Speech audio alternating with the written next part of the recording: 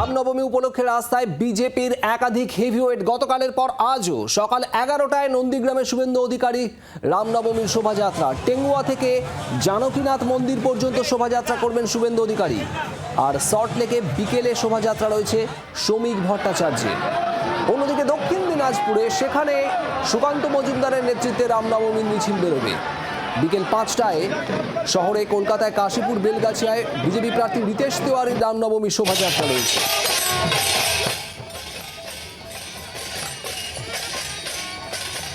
শুভেন্দু অধিকারী রামনবমীর শোভাযাত্রা আজ নন্দীগ্রামে। সকাল 11টায় নন্দীগ্রামে শুভেন্দু অধিকারীর এই রামনবমী শোভাযাত্রা শুরু হবে টেঙ্গুয়া থেকে। নন্দীগ্রামের টেঙ্গুয়া থেকে জানকীনাথ মন্দির পর্যন্ত এই শোভাযাত্রা হবে, থাকবেন শুভেন্দু অধিকারী।